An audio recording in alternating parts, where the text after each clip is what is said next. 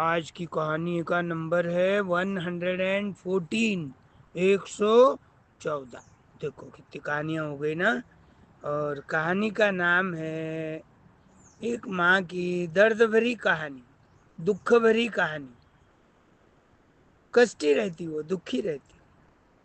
तो ये कहानी में एक माँ बेटे रहते। पिताजी कुछ साल पहले एक्सीडेंट में गुजर जाते, तो माँ उसका संभाल करती। बच्चा 7-8 साल का होगा, तीसरी चौथी में। वो इतना प्यार करती माँ उसकी।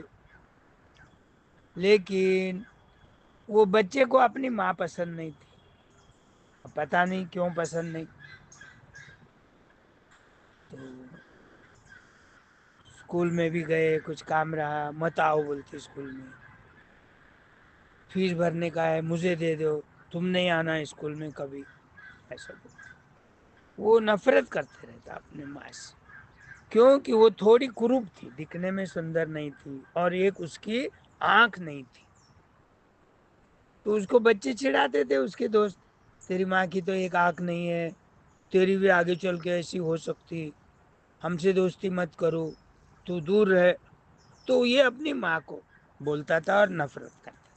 अब माँ बेचारी सहन करती थी, उल्टा सुल्टा माँ को बोलता था। माँ ने कभी बताया नहीं अपनी आँख क्यों गई, मैं कुरूप क्यों दिख रही हूँ। सहन करती गई उसका उल्टा सीधा बोला हुआ। बेटा है आखिर, बोलने दो उसको। नफरत करेंगी तो फिर दो है, तो दो ही माँ बेटे, पिताजी नहीं है। अपना छोटा मोटा काम करके उधर निर्वाह करती थी, और उसकी स्कूल की फीस, ड्रेस और किताबें सब प्रोवाइड करती थी। कमी नहीं होने दिया उसने कभी। अपने जीव को एक टाइम नहीं खाया, लेकिन उसको कोई बात की कम पड़ने नहीं दी। अब ये जैसा बच्चा बड़ा हो रहा उसको और भी नफरत हो रही अपनी माँ से। वो कभी पूछा नहीं तेरी आँख ये क्यों नहीं है, और माँ ने कभी बताया नहीं। अब वो 10वीं पास हो गया, 12वीं पास हो गया, अच्छे मार्क मिले, बड़े शहर में आगे पढ़ने को गया। होशियार था बच्चा। ओरिजिनली होशियार होने से उसको कोई ट्यूशन लगाने की जरूरत नहीं। स्कूल में जितना टीचर लोगों ने पढ़ाया उसी का ध्यान में रख के एग्जाम में बराबर क्वेश्चन सॉल्व करता था, हमेशा फर्स्ट आता था। इंजीनियर हो गया, और बाहर नौकरी लग गई उसको। अब माँ बेचारी अपने छोटे गांव में अकेली रहती थी। उसको बेटे के पास जाना नहीं था, क्योंकि पहचान नहीं रहती, बड़े गांव में क्या करेंगी। यहाँ तो भी छोटा मोटा काम मिलता, 5-50 रुपए रोज मिल गए, बस हो गया अकेली जीव को खाने को। अब तो बेटे की पढ़ाई भी नहीं है। लेकिन वो इतना नफरत करता था, माँ को मिलने को नहीं आया। पहले जमाने में फोन नहीं थे तो लेटर लिखना पड़ता था, लेटर भी नहीं लिखा। जो होली है, दिवाली है, त्योहार बार है, कभी नहीं आया, संपर्क में ही नहीं रहा माँ के, क्योंकि उसको नफरत थी।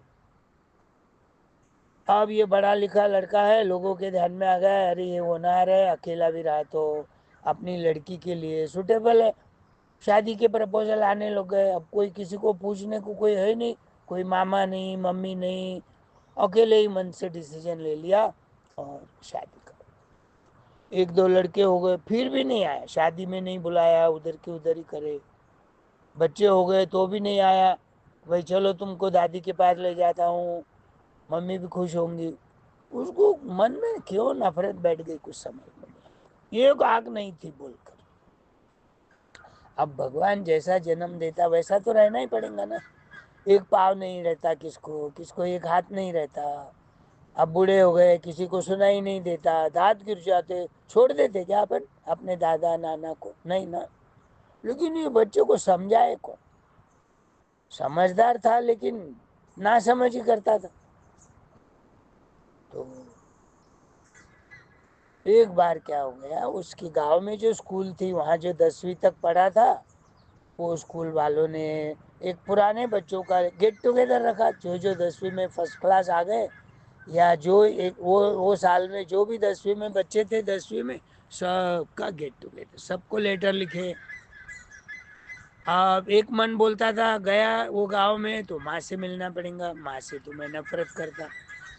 अच्छा वो फंक्शन अटेंड नहीं करा तो मेरे सारे पुराने दोस्त नहीं मिलेंगे, मेरा सत्कार भी नहीं होगा, क्योंकि मैं तो फर्स्ट क्लास आया था जब।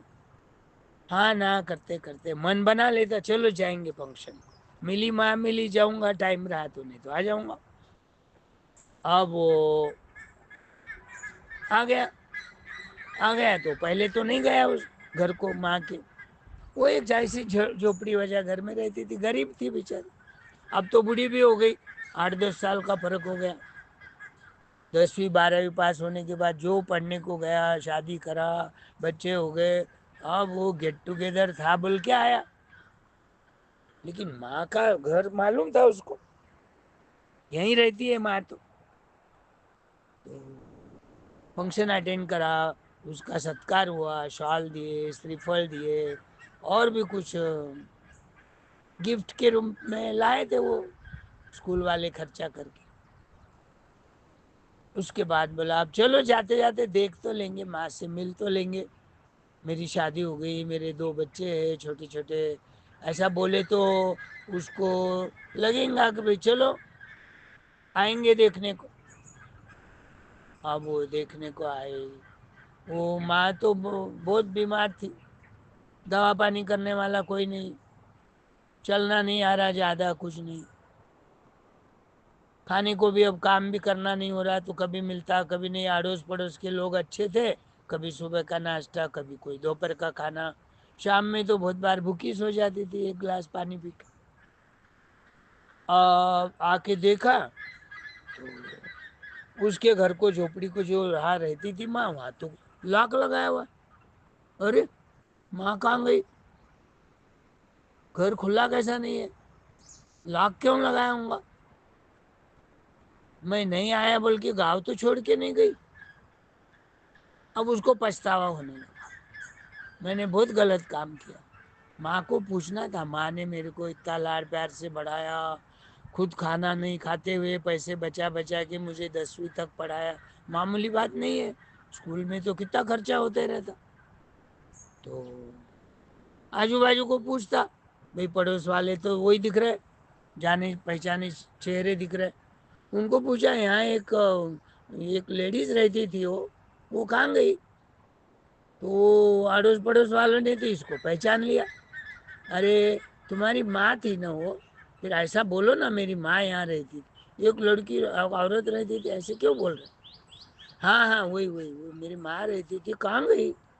अरे बेचारी बहुत बीमार पड़ गई, चलना नहीं आता, हाथ धूसते थे ऐसा, खाना नहीं जाता था, कोई डॉक्टर दवा के लिए पैसे नहीं थे उसके पास, तुम्हारी याद बहुत करती, रोज तुम्हारी याद करती थी, मेरा बेटा एक ना एक दिन आएगा। वो शबरी की कहानी सुने ना तुम?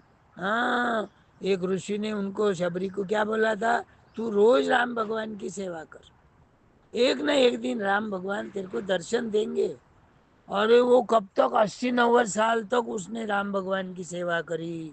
रोज ताजे ताजे फूल लाना, फोटो की पूजा करना, रोज ताजे ताजे झाड़ के फल लाना, भगवान को भोग चढ़ाना, फिर खाना। और वो जो आने का उसका झोपड़ी तक जो रास्ता है, वो रोज झाड़ना, सड़ा डालना, और रंगोली निकालना। इतनी सेवा करने के बाद, इतना वेट करने के बाद, राम मुंह में नेमी हमेशा राम राम राम राम राम राम, रघुपति राघव राजा, भगवान के नाम के सिवा कोई नहीं।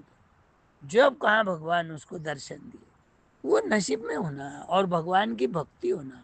ऊपर ऊपर जाकर अपना मंदिर में गए, दर्शन कर रहे, और इधर लाइन में कितने लोग हैं, और इधर लड़कियां दिख रही नहीं, ऐसे मन में कुछ भी भाव आ गए खराब, तो भगवान कैसे प्रसन्न होंगे? देर है पर अंधेर है, पर देर नहीं, क्या है ना एक कहावत, देर है पर अंधेर नहीं, भगवान को तो सब दिखता है। बोलने को आंखें दो, लेकिन पूरी दुनिया का रखवाला है वो, सूत्र संचालन करने वाला है वो भगवान। तुम क्या कर रहे हैं क्या नहीं कर रहे, वो एक चित्रगुप्त बोल के है उनके पास, बड़े बड़े खाते हैं, बड़े बड़े नोटबुक है, सबका रोज का रोज कौन कितना पाप किया, कौन कितना पुण्य किया, वो तुम्हारे वो खाते में डाल देता। और आखिरी में जो जिसका नंबर ज़्यादा है पुण्य का या पाप का, वो हिसाब से तुमको सज़ा मिलती मरने के बाद। अपने को लगता है यहाँ कोई तो नहीं है, यहाँ तो ऊपर चढ़ के आए, झाड़ है और हवा है, अब कॉलोनी वालों को क्या समझता अपन क्या कर रहे हैं यहाँ। अरे भगवान को तो समझता ना, भगवान तो देखते ही रहता। तो वो हिसाब से वो बोला मेरी माँ थी, अरे बेचारी है ना, एक दिन उसके प्राण चले गए, उसके प्राण पखेरु उड़ गए। हम लोगों ने मिलके थोड़ा बहुत पैसा चंदा इकट्ठा किया और उनका अंत्य संस्कार किया। सही बोले तो तुम अंत्य संस्कार के समय तो आना चाहिए था। अंत समय में पानी पिलाने को बेटा भी नहीं रहा। वो राम भगवान जैसा दशरथ राजा को कैसा श्राप मिला था कि श्रावण बाळ को उसका गलती से बाण लग गया हाथी समझ के, वो मर गया।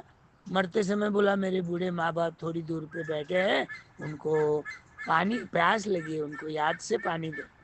अब वो अल्लू अल्लू चुपके डरते डरते बिना बोलते हुए वो श्रावण बाळ के मामा पप्पी पप्पी पप्पा मामी के पास गया।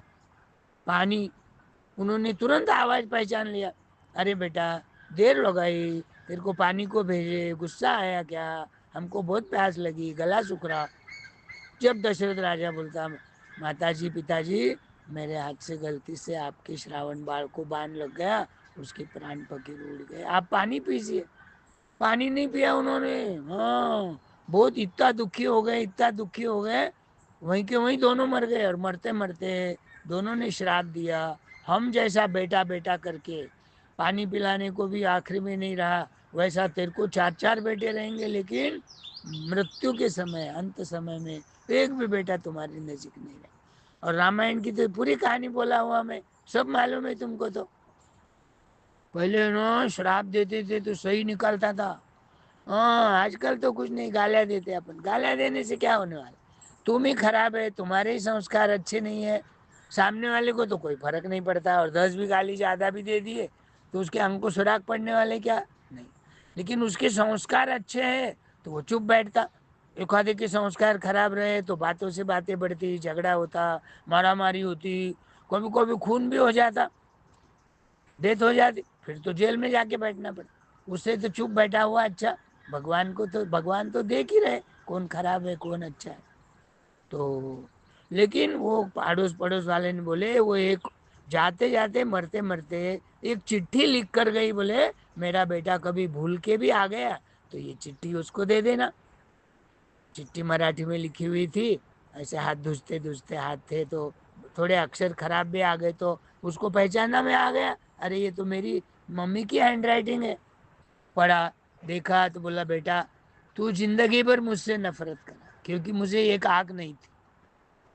गरीबी परिस्थिति का तेरे को ज्यादा दुख नहीं था, लेकिन मुझे आंख नहीं है, मैं दिखने में सुंदर नहीं हूँ, आंख नहीं होने से कुरूप दिख रही, और उससे तेरे को लड़के चिढ़ाते, तेरी दोस्ती नहीं करते बोल के तूने मुझसे नफरत की। लेकिन तूने कभी नहीं पूछा कि मम्मी तेरी एक आंख कब से नहीं है, क्यों नहीं है, क्या हुआ था, इलाज नहीं करे क्या पिताजी, तेरी आंख चली गई जब पिताजी की डेथ हो गई थी क्या, तूने कभी चौकसी नहीं किया, मैंने भी कभी नहीं बताया।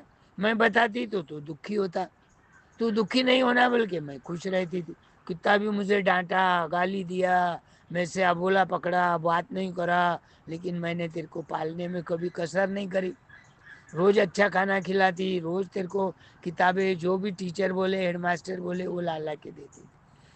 तो मेरी आँख क्यों नहीं है, सुन, मेरी कथा सुना। तू जब छोटा था 5-6 साल का, तो तेरा एक बार एक्सीडेंट हुआ और वो एक्सीडेंट में तेरी आंख चली गई, तेरे को मालूम नहीं, तू अनजान था, 5-6 साल तक क्या समझता। तो मैंने सोचा अब क्या करे, डॉक्टर ने बोला भाई इसको एक आंख बिठाए तो ये देख सकता है। तो मैंने सोचा भाई मेरी आंख दे दूं, दूसरा कौन देने वाला, मामा है तो कामा पुरता मामा रहता हो, तो दोस्त है वो एक आंख दे बोले तो देते क्या, अरे 10 रुपए दो बोले तो उधार नहीं देते। तो मैंने डॉक्टर को बोला भाई मेरी आंख चलेंगी क्या उसको बिठाए, तो हाँ जरूर क्यों नहीं, बोले एक ही ब्लड है तुम्हारा, माँ बेटे बेटा है तुम्हारा। तो फिर उसने डॉक्टर ने ऑपरेशन करके एक आंख उसकी मम्मी की निकाली और तेरे को बिठाई। ये चिट्ठी में लिख रही और ये रोते रोते पढ़ रहा बेटा, अरे मैंने बहुत गलती किया, माँ ने कितना त्याग किया मेरी आंख आने के लिए, मेरे को दिखने के लिए, खुद की आंख दी और मैं उसका कारण भी नहीं पूछा और उसको नफरत करता रहा।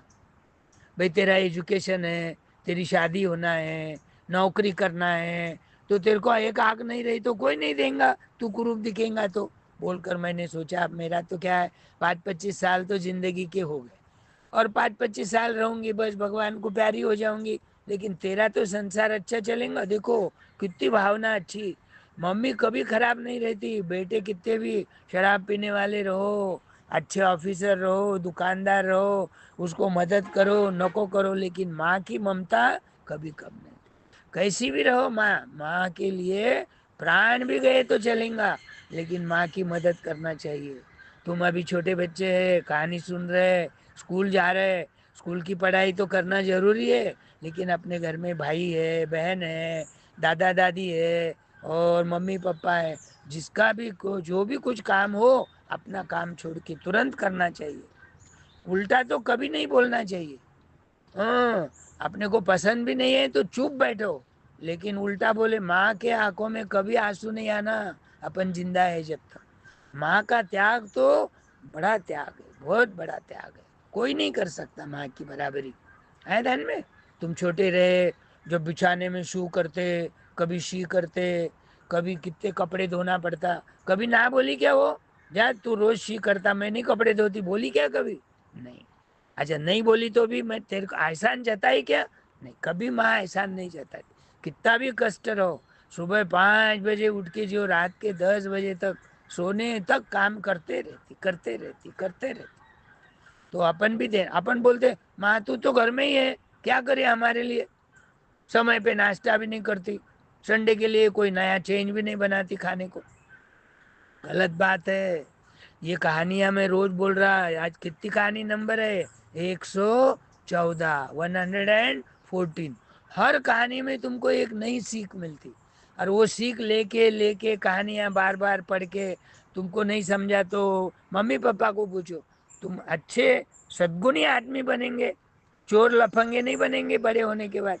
तुमको याद आएगा, अरे वो एक सर थे, कौन से भी गाँव गए तो रोज कहानी बोलना नहीं छोड़ते थे, नित्य नियम से एक कहानी रोज बोलते थे। तो वो कहानी का जो भी सीख है वो धारण करो, आत्मसात करो, उसको फॉलो करो और अपना जीवन सुधारो। जीवन सुधर गया तो हो गया। माँ बाप को यही तो होना, मेरा बेटा ऑफिसर है, मेरा बेटा कलेक्टर है, मेरा बेटा बड़ा रिच धनवान है, मेरा बेटा बड़ा बिजनेस वाला है, उसको 2 किलो वजन उसका बढ़ जाएगा। लेकिन तुम उसको नफरत करेंगे, गलत बोलेंगे, उल्टा बोलेंगे, उसको रुलाएंगे, वो बेचारी मन में दुखी होंगी, बोल के नहीं बताती। कहावत है एक, सुख किसको भी बताना, दुख नहीं बताना, क्योंकि दुख के ऊपर तुम्हारा सांत्वना देने वाले कम रहेंगे लोग, लेकिन उसके ऊपर नमक छिड़कने वाले बहुत है। ये दुनिया है, दुनिया खराब है। तो दुख अपने को ही सहना पड़ता। सुख की बात है तो एक आधी बार दूसरे को बोले तो चलता, वो भी नहीं बोले तो चलता, बोलना जरूरी नहीं है। पर आदमी को सुख सुख समझो, एक 50 रुपए मिले रास्ते में, अपने को खुशी होती, अपन 4 दोस्तों को बोलते अरे मेरे को आज 50 रुपए में, लेकिन जिसके गुम गए, जिसके जेब में से गिर गए, वो कितना दुखी होगा। उसका दुख समझ के अपन वो मिले हुए पैसे गोर गरीबों को, मंदिर के सामने कोई बेगर्स बैठे हुए रहते, उनको थोड़ा थोड़ा बांट के खाने को दो, या गौ माता मिलती, गौ माता को चारा के लिए पैसे दो। अपन नहीं रखना कभी भी मिले हुए पैसे, उसकी जो गुम गया उसकी दुआ लगती, बद दुआ अपने को। वो पैसे 50 मिले लेकिन तुम्हारे दूसरी तरीके से 100 रुपए का नुकसान हो सकता। तो ये बात ध्यान में रखो। इतनी अच्छी अच्छी कहानियां हैं, तुम कभी बड़े हो गए और इसको लिख के निकाले तो एक बड़ा बुक बन जाएगा। हाँ मेरे पास नहीं है बुक, मेरे को नहीं आता टाइप करना, कंप्यूटर चलाना, क्योंकि हमारे समय में था ही नहीं वो। तो ध्यान रखो। आई कहानी ध्यान में? ओके, अब कल नई कहानी बोलूँ, हाँ?